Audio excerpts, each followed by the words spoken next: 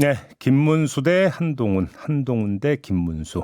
자, 국민의힘 대선 후보가 최종 이 두 명으로 추려졌는데요. 최종 후보는 누가 될까요? 어제 한동훈 캠프 연결했는데요. 오늘은 김문수 캠프로 가겠습니다. 캠프 전략기획본부장을 맡고 있는 박민식 전 국가보훈부 장관 전화로 연결하겠습니다. 나와 계시죠? 안녕하세요. 네. 박민식입니다. 네. 어제 마지막 TV 토론이 있었는데요. 어떤 토론 성과 캠프 안에서는 어떻게 자평하고 있나요? 역시 김문수다. 이제 나라를 책임질 준비가 된 사람이 누구냐. 국민들께 확실히 김문수라는 것을 보여드렸다. 이렇게 저희들은 보고 있습니다. 그래요. 자, 아무튼 2차 경선 결과가 나온 다음에 그 김문수 후보가 1등, 한동훈 후보가 2등 같다. 그것도 차이가 꽤 있는 것 같다. 이런 주장이 나왔어요. 본부장님도 그렇게 파악하고 계십니까, 혹시? 어느 캠프나 또 언론이나 또 현장의 목소리 다 똑같이 1등은 김문수다. 그것도 압도적인 1등이다. 이런 평가는 대부분 일치하는 것 같습니다. 근데 그리고 네. 이제 그 3, 4등이 어디로 쏠리느냐를 보면 되는데 어제 하루만 해도 벌써 홍준표 또 다른 캠프 쪽에 일하시던 분들 국회의원들이 셀 수도 없이 많은 분들이 김문수 캠프를 지지하지 않았습니까? 네. 그걸 보면은 압도적인 1등은 김문수가 대세다. 김문수로 쏠린다. 이런 것을 반영하는 것 같습니다. 예를 들어 이제 지금 말씀하신 그 사례 말고 압도적 1등을 확신하는 또 다른 근거가 혹시 있을까요? 아니, 많은 분들이 보셨습니다마는 이번 경선은 한마디로 김문수의 재발견이었다. 정책, 태도, 또 품격. 네. 왜 김문수여야 하는지를 스스로 입증했다. 이렇게 저는 보고 있습니다. 한동훈 캠프 쪽에서는 흐름이 바뀌고 있다. 이렇게 평가를 하던데 이건 어떻게 받아들이십니까? 한동훈 캠프 쪽에서 후원금입니까? 그걸 이제 많이 거뒀지 않습니까? 예. 그래서 그런지 이제 여러 가지 SNS 이런 거를 많이 하더라고 보니까요. 그러나 어떤 그 흐름이라는 것이 단시일 내에 어떤 감성이나 또 인위적인 그런 노력, 이미지 이런 거로 되는 게 아니다. 예. 어떤 튼튼한 그런 신뢰가 있어야 그런 흐름도 동력을 받는 거 아닌가 저는 그렇게 보고 있습니다. 지금 홍준표 캠프에 있던 인사들이 대거 이제 김문수 후보 지지 선언을 했고요. 나경원 의원도 마찬가지였는데, 자, 이런 현상에 대해서 한동훈 캠프 측에서는 뭐라고 했냐면 대선 승리보다 대선 후 당권을 더 생각하는 거 아니냐, 이렇게 비판을 했거든요. 어떻게 받아들이십니까, 이건? 저는 그런 견해에 전혀 동의하지 않습니다. 우선 경선이라는 것은 치열한 과정이지만 우리 당을 하나로 묶는 그런 통합의 또 계기가 되어야 되지 않겠습니까? 네, 그렇죠. 약간 그런 어떤 멘트는 뭔가 당원들을 갈라치기 하는 그런 것 아니냐. 저는 좀 우려를 제기하고 싶고 나경원 의원 또 홍준표 대표 또 거기서 일하시던 분들이 김문수 공식 지지 선언을 해주는 것은 그동안의 어떤 정책적인 또 일관성, 또 정치적인 신뢰, 우리 당의 어떤 후보가 필승 후보인지에 대한 평가 이런 거 종합해서 자연스럽게 이루어진 것이지 그런 데 대해서 너무 좀 야박하게 한동훈 캠프에서 평가하는 거 아닌가 하는 생각입니다. 그러면 간단히 이야기를 하면 김문수 캠프로 몰리는 것은 간단히 이야기하면 통합 현상이다, 이런 말씀이시네요? 그렇죠. 대세고 통합이고 아마 당원들의 열망이라는 것이 누가 이재명 후보를 이길 수 있는 카드냐, 여기에 모여 있는 거 아니겠습니까? 예. 그렇게 보는 것은 자연스러운 판단이기 때문에 그것을 가지고 차후에 당권까지 운운하는 것은 지나치게 좀 속 좁은 평가 아니냐. 속 좁은 평가. 예, 그렇습니다. 지금 홍준표 후보는 지금 정계 은퇴를 선언했잖아요. 그냥 그걸 존중을 해야 된다고 생각을 하십니까? 아니면 좀 설득을 해서 연대 영입이 필요하다고 보십니까? 어떻게 생각을 하세요? 아니 그 홍준표 후보가 이제 그 경선 발표할 때 그 소감을 말씀하시지 않았습니까? 네네네. 그러니까 시민으로 돌아가겠다. 그렇죠. 하자마자 김문수 후보가 바로 페이스북에 편지를 썼습니다. 그 편지는 막 참모들도 사실은 잘 몰랐죠. 네.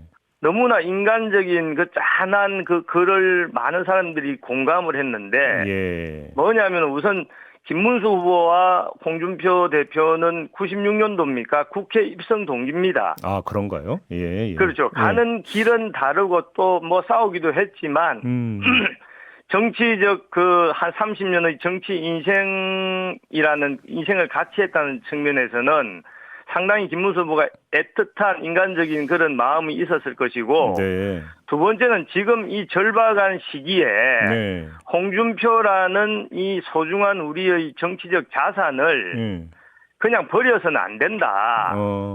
아주 진심을 가지고 지금 은퇴할 시기가 아니다. 같이 싸우자. 이렇게 강력하게 만류를 했습니다. 아마 제가 알기로 어제도 여러 번 전화 시도를 하고 만나려고 하고 했던 걸로 알고 있는데. 통화는 됐답니까, 그러면? 아마 하셨을 겁니다. 예. 아, 통화가 됐다? 그래서 홍준표 후보님은 뭐 누가 다 아는 사실이지만 우리 당 전체가 마음의 빚을 지고 있는 분입니다. 예. 탄핵 이후에 당이 무너질 때 이분이 혼자 대선 깃발을 들었던 분 아니겠습니까? 네네네. 그래서 이것은 홍준표와 김문수가 손을 꽉 잡고 하나로 뭉쳐서 함께 싸워야 되는 것은 어떻게 보면 마지막 당에 대한 의무다 이렇게 보고 있습니다. 그러니까 뭐 보도에 따르면 이제 그 전화기 그 홍준표 후보의 전화기가 꺼져 있다고 김문수 후보가 이제 말을 했다라는 보도는 있었는데 혹시 나중이라도 통화가 된 모양이네요. 혹시 좀 통화 내용은 좀 얘기 들으신 거 있나요? 저는 제가 정확하게 그 내용은 잘 모르겠습니다. 아마 여러 차례 시도를 했기 때문에 네네네. 보통은 이제 그렇게 경선 중간에 이렇게 패배를 하게 되면 마음에 그게 많지 않습니까? 네, 그렇죠. 예. 네, 그래서 뭐 쉽게는 통화가 안 되지만 아마 저는 그렇게 추측을 하고 있습니다. 알겠습니다. 아마 본부장님도 숱하게 질문 받았을 그 질문을 지금부터 시작을 하겠습니다. 한덕수 대행과 단일화는 어떻게 계획하고 계십니까? 기본적으로 어제 이제 TV 토론에서 김문수 후보가 후보 선출 직후 단일화 여기에 대해서 동그라미를 했지 않습니까? 네네네. 그러니까 뭐 어떻게 보면은 5월 3일 오후 4시 30분에 그 전당대회 끝납니다. 네. 그때부터 모든 것은 단일화 작업에 집중. 쉽게 말해서 all standby다. 네. 저는 그렇게 보고 있고 김문수와 한덕수, 문덕상수라고 우리는 읽었는데요. 예. 네, 을지문덕 장군이 살수대첩에서 수양제 격파했듯이 문덕상수가 힘을 합쳐서 이재명을 격파할 수 있다. 근데 왜 이것이 가능하냐 하면은 이 두 분들은 기본적으로 헌신의 마음에서 출발을 하는 겁니다. 네. 그러니까 정치공학적인 차원이 아니라 단일화를 염원하는 국민과 당원들의 열망 위에서 이제 김문수의 진심 또 한덕수의 애국심이 만나서 다시 한번 위대한 대한민국을 만들어보자. 이게 서로 통하는 분들이기 때문에 뭐 여러 가지 그 유불리 뭐 단일화 방식 이런 것은 저는 전혀 장애물이 되지 않을 것이다. 그렇게 생각을 하고 있습니다. 혹시 지금 이 순간에도 그다음에 지금을 전후로 해서 혹시 캠프에 이제 그 몸담고 있는 분들이 한덕수 대행 측 인사들과 이야기를 진행을 하고 있거나 혹시 이런 게 있나요? 뭐 제가 알기로는 그런 것은 없는 걸로 알고 있습니다. 지금은 내일 모레까지 마지막 혼신을 다해서 우리 당 후보로 김문수를 당선시키는 게 저희들의 유일한 목표입니다. 그래요. 목표이고 또 단일화 한덕수 후보와 한덕수 권한대행과의 단일화에서도 우리 김문수 후보가 승리할 것으로 우리는 믿고 있습니다. 자, 그러면 김문수 후보가 이제 국민의힘의 최종 후보로 선출이 된다고 가정을 하고 그 순간부터 이제 단일화 이야기에 집중을 한다라는 말씀이시잖아요. 그럴 수밖에 없죠. 그러면 이게 이제 후보 등록 마감 전까지 그 단일화 협상이 타결돼서 단일화까지 끝날 수 있다고 이렇게 확신하시는 겁니까? 제가 개인적으로 네. 이 단일화가 성공하려면은 세 가지 원칙이 필요하다. 예. 아까 말씀드린 첫째로 가장 중요한 것은 어떤 헌신의 마음, 사심이 없는 나 아니면 안 된다라는 마음을 버려야 됩니다. 그런데 다행히도 모든 분들이 아시다시피 김문수 후보의 진심 또 한덕수 대행의 어떤 진정성이 통하기 때문에 네. 뭐 그 부분은 저는 오케이다. 두 번째 이제 지금 말씀하신 시간이 너무나 짧기 때문에 네. 그는 신속의 원칙이 필요하다. 그래서 지연 말단적인 부분은 대의 명분 큰 틀에서 빨리빨리 예. 속도감 있게 넘어간다면 예. 5월 10일, 11일 그 후보 등록 전까지 예. 뭐 충분히 단일화에 성공시킬 수 있다 이렇게 보고 있습니다. 근데 만약에 그 시점에 맞추기 위해서는 뭐 콘클라베 방식인 이런 얘기가 나왔습니다만 현실적으로는 원샷 여론조사 말고는 방법이 없는 거 아닌가요? 구체적인 단일화의 그 방식에 대해서는 네. 아직 뭐 심도 있게 뭐 개인적으로는 사람들이 검토를 해보겠지만 네. 저희 캠프에서 공식적으로 생각해 본 적은 없습니다. 다만 네. 과거에 뭐 정몽준 노무현 사례다 또 96년도에 신한국당 한나라당 그 창당할 때 그런 사례를 보면은 네. 우리 정치 환경 이런 걸 고려해 보면은 뭐 그 생각에 예상할 수 있는 그 단일화의 방식이란 것이 뭐 한두 가지거든요. 예. 아, 혹시 그 지금 말씀하신 신한국당 창당 때 어떤 방식이었어요, 그거는? 그때는 제가 기억하기로 신한국당과 통합민주당이 합당을 하면서 네. 당 그 대선 그때가 대선 아마 한 달 전에 그런 일이 있었거든요. 네. 근데 그때 하면서 대선 후보는 이제 이회창 총재가 하고 네. 그 당 대표를 합당을 하면서 당 대표는 조순 대표가 한 걸로 알고 있습니다. 그런 방식이 또 강구될 수 있다. 혹시 그러면 지금 이 방식에는 김문수 후보와 한덕수 대행 외에 지금 뭐 빅텐트로 얘기, 그러니까 그 빅텐트 얘기가 나오고 있는 이낙연 전 총리나 이준석 의원도 혹시 포함해서 염두에 두고 혹시 하시는 말씀이실까요?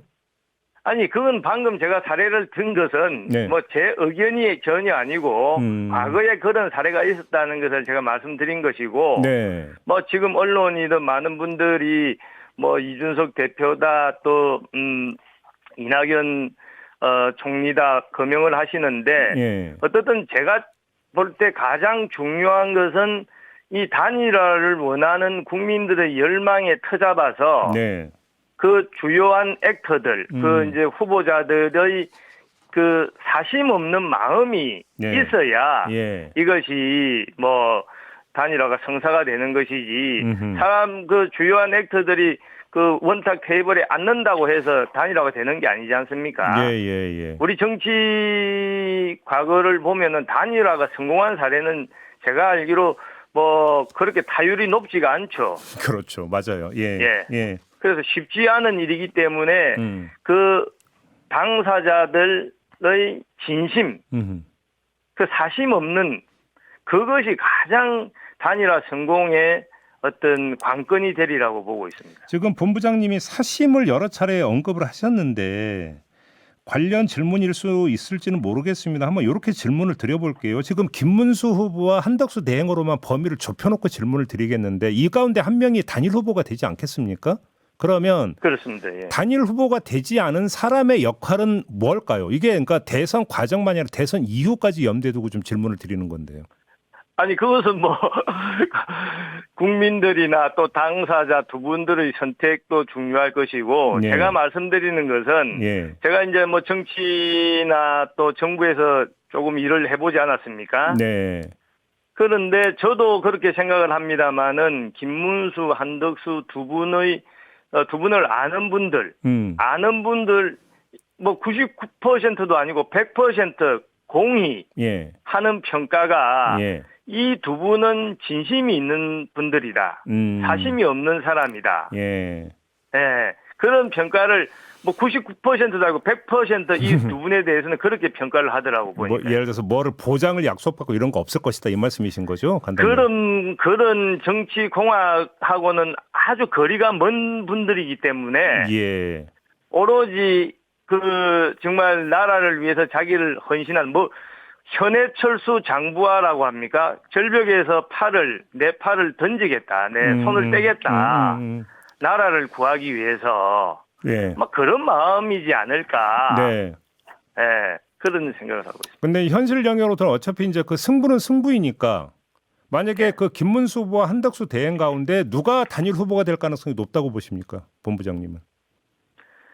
저는 조심스럽습니다만은 우리 김문수 후보 제가 전략기획본부장이어서 그런지는 몰라도 네.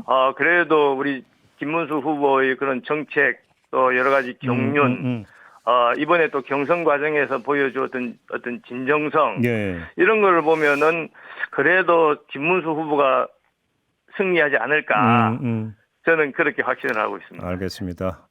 한동훈 캠프 쪽에도 드렸던 질문인데요. 똑같은 질문. 이제 그 옆에서 김문수 후보를 이제 직접 이제 지켜보고 계시지 않습니까? 그러니까 예. 지켜보신 결과 그 김문수 후보의 인물적 강점은 뭐라고 생각을 하십니까? 정말 저도 이 여의도 정치 또 정부에서 일을 해보면서 많은 유능한 분들을 많이 만났지만은 네. 인간적으로 이렇게 완벽한 인품, 진심, 또 청렴, 네. 실력을 갖춘 사람, 저는 진짜 김문수가 넘버원이다. 완벽합니까? 이렇게 자신 있게. 정말 너무 완벽해서 네. 사실은 제가 농담으로 네. 후보님 좀 사심을 가지셔야 됩니다. 그렇게 농담을 제가 몇 번 한 적이 있습니다. 그래요?